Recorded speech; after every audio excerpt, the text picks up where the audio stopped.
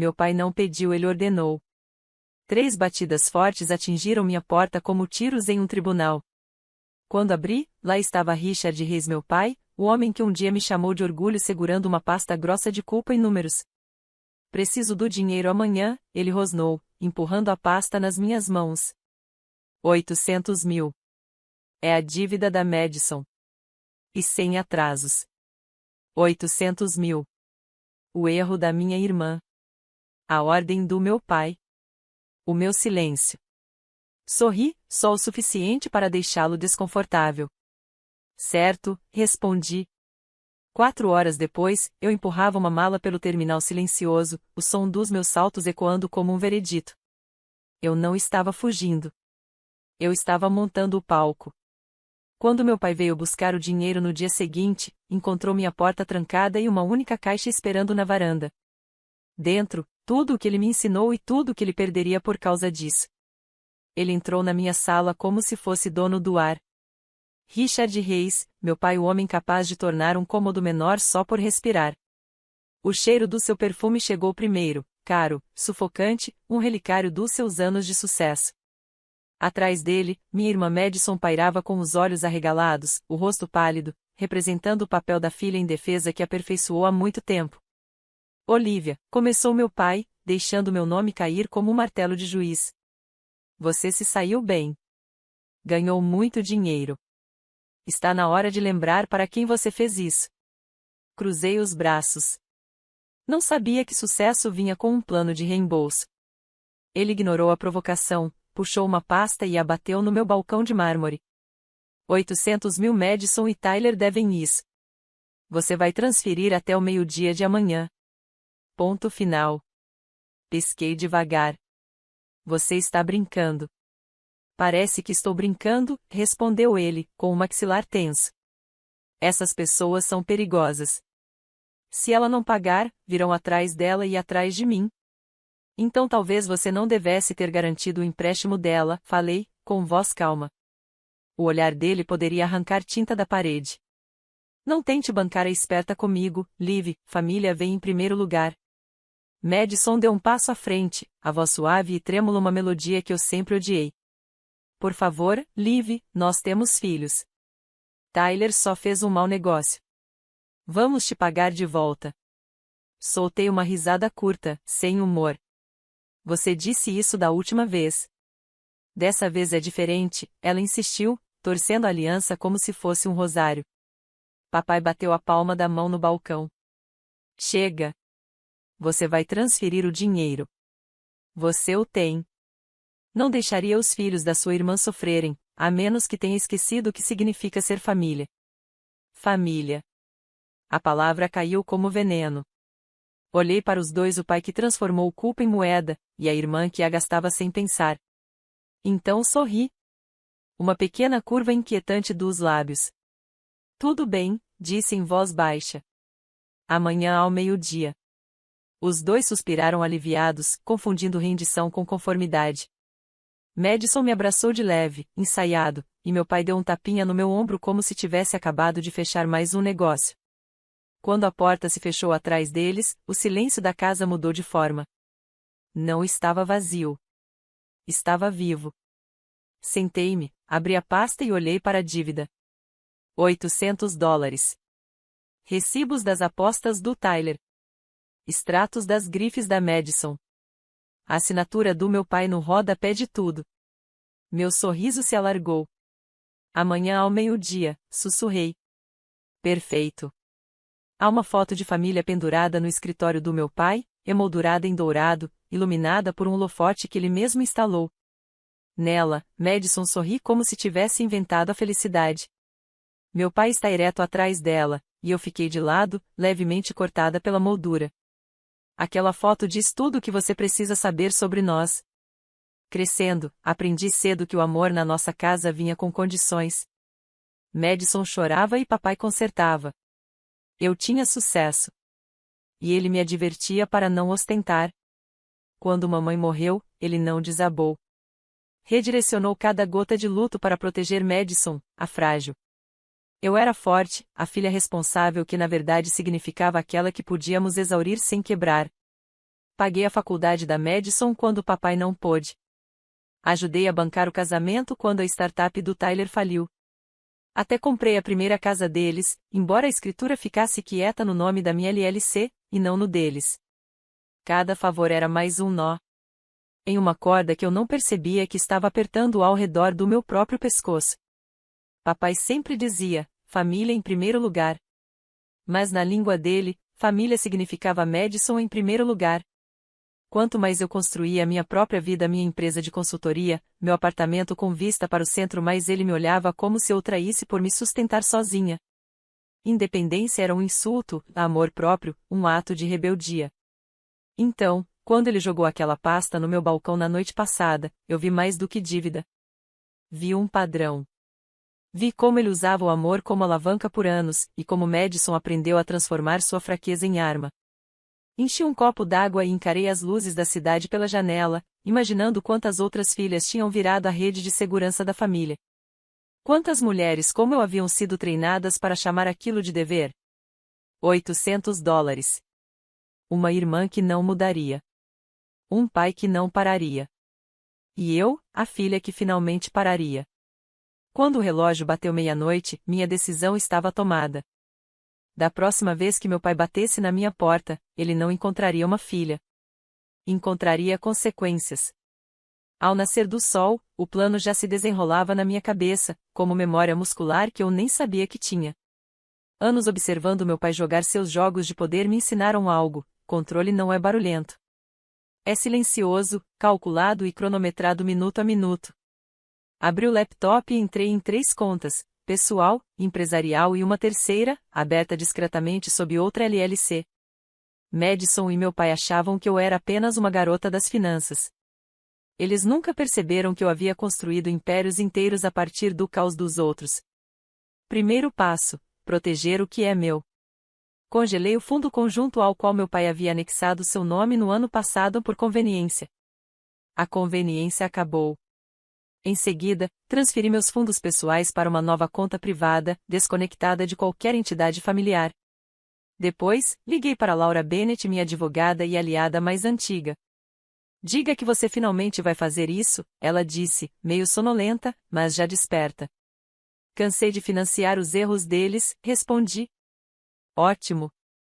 Você quer fazer isso de forma discreta ou dramática? Sorri. Ambas. Em menos de uma hora, ela havia executado todas as instruções que planejamos meses atrás desde que confessei que estava considerando cortar os laços. Transferências de propriedade, cancelamento de procurações, revogação de autorizações de assinatura. Cada clique era uma pequena liberdade assinada em pixels. Depois veio a caixa. Uma simples caixa de papelão, do tipo que se usa para mudar de apartamento ou esconder fantasmas. Dentro dela, comecei a montar minha mensagem. Uma cópia de cada transferência feita para Madison e Tyler. Capturas de tela de cada mensagem desesperada do meu pai.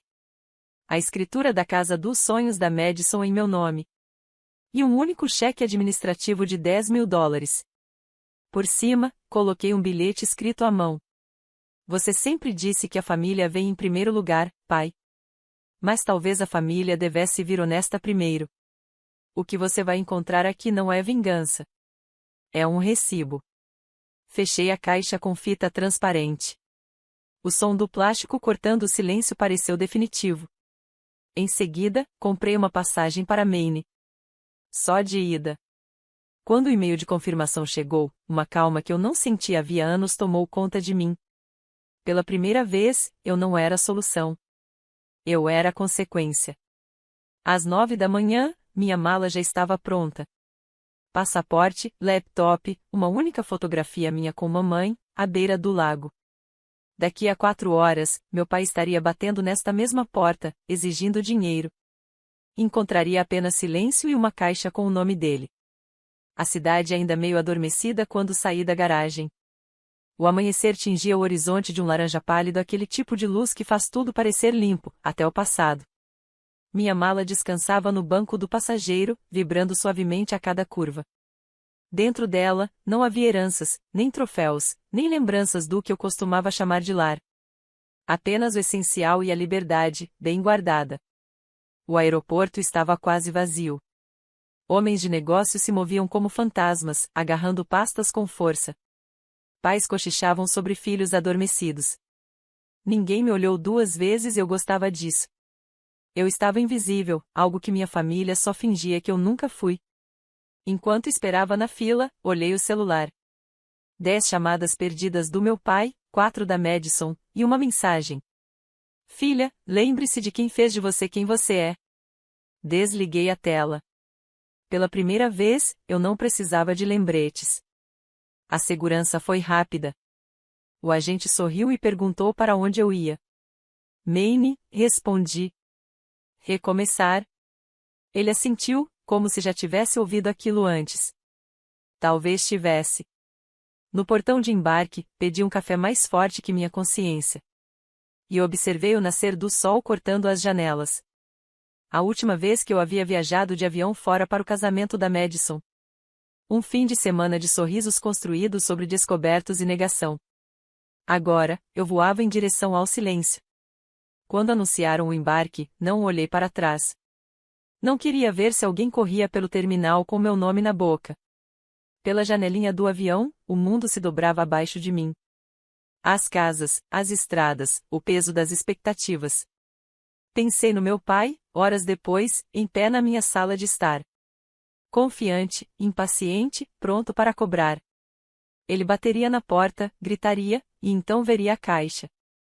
Imaginei sua mão tremendo ao abri-la. O suspiro agudo quando percebesse que a história havia mudado. E que, pela primeira vez, ele não era o autor. Enquanto o avião subia pelas nuvens. Soltei um longo suspiro que nem sabia estar prendendo. Sem culpa. Sem resgates. Apenas o céu. Exatamente às 12h30, a câmera da campainha piscou em vida. Assisti às imagens mais tarde, sentada na varanda alugada em Maine. Com o café tremendo nas minhas mãos. Lá estava ele, meu pai, Richard Reis. Em pé na minha porta, como um homem nascido para possuir cada centímetro do chão que pisa. A gravata perfeita. A expressão, não. Ele estava furioso. Homens furiosos não batem. Eles se impõem. Olivia, ele rugiu, socando a porta. Abre. Tínhamos um acordo. Madison pairava atrás dele, segurando sua bolsa de grife. Como se ela pudesse protegê-la da realidade. Talvez ela tenha saído, ela sussurrou. Mas até sua voz soava incerta. Então, papai viu a caixa. Uma simples caixa marrom, com seu nome rabiscado em marcador preto. Ele franziu a testa, inclinando-se para abrir a caixa como se a curiosidade ainda pudesse ser sua aliada. A fita rasgou, as abas se abriram, silêncio, depois, o farfalhar de papéis. Ele parou. Mas que diabos é isso? Madison se inclinou, confusa. O que tem aí dentro? Registros, murmurou ele, folheando as páginas. A respiração falhou ao ver a primeira linha. Transferência de hipoteca. Residência Reis Oakland Roads. Olivia Reis, proprietária. Começou a folhear mais rápido datas, pagamentos, assinaturas até encontrar sua própria autorização falsificada para uma linha de crédito aberta em meu nome. Cada linha arrancava mais uma camada do seu orgulho. Olivia, disse ele, meu nome soando como uma maldição, como se tivesse dentes. Então veio o pendrive. Ele o ergueu, confuso, e o conectou à pequena caixa de som que deixei na varanda. Minha voz encheu o ar. Pai, você sempre disse que a família vem em primeiro lugar. Só nunca me ensinou a sobreviver sendo a única que realmente acreditava nisso. O que está dentro dessa caixa não é vingança. É a verdade. E a verdade tem recibos. Madison ofegou. Ela gravou a gente. Ele não respondeu. Estava olhando para a foto que deixei por cima nós dois no lago, antes de tudo virar transação. Seus dedos tremiam. Então veio o bilhete, com minha caligrafia limpa e calma. Se algum dia você me amou pelo que eu sou, e não pelo que eu posso consertar, pare de bater na minha porta. E comece a olhar no espelho. Pela primeira vez na vida, eu o vi desabar. Não gritar, não ameaçar, não discursar, apenas quebrar. Os ombros caíram. A caixa escorregou das mãos. Madison começou a chorar não por mim, mas por ela mesma. O que a gente faz agora? Sussurrou. Ele não respondeu. Apenas murmurou, nós a perdemos. Então virou-se, desceu da varanda e foi embora, deixando a caixa para trás. Naquele mesmo momento, a 2.200 quilômetros dali, eu estava sentada à janela de um café silencioso, observando a maré subir. E sussurrei de volta. Não, vocês perderam o controle. Na manhã seguinte, o silêncio se quebrou. Meu novo telefone, novo chip, novo número vibrava com mensagens da Laura, minha advogada. Cada uma curta, clínica, cirúrgica. Laura, conselho da Ray Supply votou por auditoria emergencial. Você estava certa sobre os fundos desviados. Laura, Madison ligou, gritou sobre traição, depois perguntou se você ainda pagaria o aluguel dela. Laura, congelaram o cartão corporativo do seu pai. Ele está furioso. Coloquei o celular de lado. Deixei o som das ondas preencher os espaços onde a família costumava morar. De volta a Austin, o colapso começou. Os sócios do meu pai exigiam respostas. A vida perfeita da Madison começou a rachar sob o brilho do burburinho. Prints das redes sociais vazaram, viagens, bolsas de luxo, hashtags sobre dificuldades financeiras. Os comentários se tornaram venenosos em questão de horas. Deve ser ótimo passar por dificuldades usando salto de grife.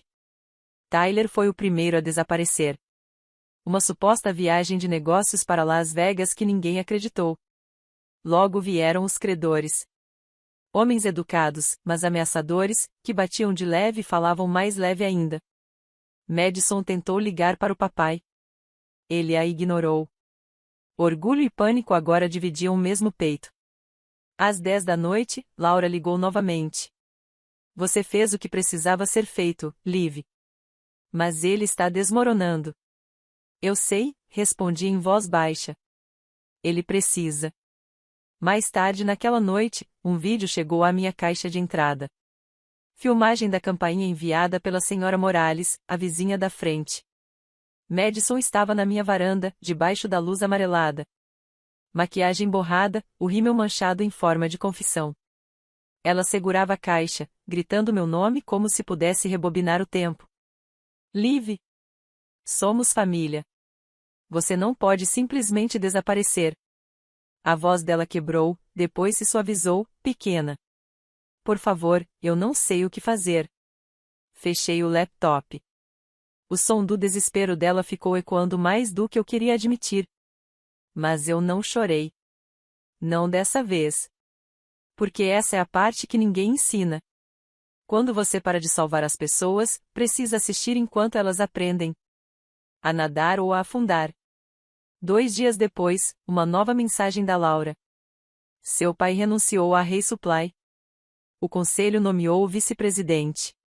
Saída limpa. Li 2 vezes. O alívio veio de forma estranha, silenciosa, leve, mas real. Pela primeira vez na minha vida, o poder do meu pai não alcançava mais meus fundos, minha consciência, nem meu coração. Eu não era mais a filha exemplar. Era a mulher que finalmente fizera as pazes com o fato de ser mal compreendida. Uma semana depois, o telefone tocou. Número desconhecido. Quase ignorei até que o instinto sussurrou o nome dele. Olivia. A voz do meu pai estava mais baixa do que eu lembrava. Sem a autoridade de sempre. Precisamos conversar. Hesitei. Por quê? Porque finalmente entendi o que você fez. O ar no meu pequeno quarto alugado ficou imóvel. Você quer dizer, a caixa? Quero dizer tudo. Ele respirou fundo, trêmulo. Você me envergonhou, Liv. Mas também estava certa. Ficamos em silêncio por um longo tempo. Do lado de fora, o vento batia na janela como se quisesse ouvir. Eu não posso consertar isso, ele continuou. Madison está furiosa. A empresa acabou. Mas, pela primeira vez, estou vendo tudo com clareza. Você nunca foi o problema. Eu fui. Encostei-me na parede e fechei os olhos. O homem que falava não era mais aquele que me dava ordens como se eu fosse uma funcionária. Ele soava humano. Pai, disse com cuidado. Eu nunca quis te destruir. Eu sei, ele respondeu. Você só queria me acordar. Considere-me acordado. A voz dele falhou. Sabe o que a Madison me disse ontem? O quê? Perguntei suavemente. Ela perguntou quem vai salvá-la agora. E o que você respondeu? Ele deu uma risada vazia. Disse que ela vai ter que aprender como é se salvar sozinha. Não respondi de imediato. Meu coração doeu, não de culpa, mas de reconhecimento. Talvez fosse isso que significava curar. Duas pessoas finalmente conversando sem o peso do dinheiro entre elas. Eu vi sua mãe em você naquele dia, ele disse por fim. Quando você sorriu e falou tudo bem, aquela calma era dela. Um nó se formou na minha garganta. A mamãe nunca teria deixado as coisas chegarem tão longe. Não, ele admitiu. Mas ela teria se orgulhado de você por fazer o que eu nunca consegui ir embora. O silêncio se alongou, suave, mas pesado. E agora? Perguntei. Não sei, respondeu ele. Talvez a gente comece sendo honestos. Talvez eu pare de fingir que controle é o mesmo que amor. Eu queria continuar com raiva, mas a verdade abriu algo dentro de mim. Pela primeira vez, ouvi arrependimento na voz dele. Não manipulação, não culpa, arrependimento real. Vou ficar em Maine por um tempo, disse eu, tentando lembrar quem eu era antes de tudo isso. Ele riu baixinho. Então talvez, um dia, quando você estiver pronta, eu te visite. Sem pastas, sem cobranças. Traz café, murmurei. Não dívidas, ele respondeu com uma risada cansada. Combinado. Quando a ligação terminou, fiquei olhando o oceano pela janela. O vento trazia o cheiro de sal e de recomeço. Por anos, achei que liberdade significava fugir. Mas talvez significasse algo mais simples, uma conversa sem controle. Onda. 3 meses depois, encontrei paz nas menores coisas. O cheiro de café antes do nascer do sol. O som das gaivotas discutindo do lado de fora. O jeito como o silêncio já não parecia castigo. Maine tinha esse poder, lavava as pessoas sem pedir permissão. Comecei a dar oficinas de educação financeira no centro comunitário local. Só 10 mulheres no início, cada uma carregando sua própria versão da minha história. A mãe que sempre emprestava. A irmã que sempre perdoava. A filha que sempre pagava. Quando falava sobre limites e amor próprio, eu não estava ensinando, estava confessando. Uma noite, Madison ligou. Não chorava dessa vez, só soava cansada. O pai está melhor, disse baixinho. Entrou num grupo de responsabilidade, acho. Isso é bom, respondi. Ela hesitou. E eu? Consegui um emprego numa loja de móveis. De verdade, não online. Sorri. Orgulhosa de si mesma? Tentando ficar, sussurrou. Não imaginei que recomeçar seria tão silencioso. É pra ser assim, falei. Silêncio significa que você parou de fugir. Ela respirou fundo e disse algo que eu não ouvia há anos. Obrigada, Liv, por não me salvar. Quando a chamada terminou, chorei não de dor, mas do estranho alívio de finalmente deixar ir. Semanas depois, meu pai enviou um cartão postal. Uma foto de um pier de pesca, águas azuis. A caligrafia dele tremida e pequena. Você tinha razão. Te ensinei tudo sobre negócios e nada sobre amor. Estou aprendendo agora. Orgulhoso de você. Papai. Prendi o cartão acima da mesa. À noite, caminhei até a beira do mar. O vento estava frio, mas parecia perdoar. Pensei em tudo que havia acontecido. A caixa, o voo, o colapso. As conversas que curaram mais do que doeram. Pela primeira vez, eu não esperava ninguém bater à minha porta. Porque, dessa vez, a única coisa na minha varanda era o som do mar. E um tipo de liberdade que não precisa de perdão para existir. História real.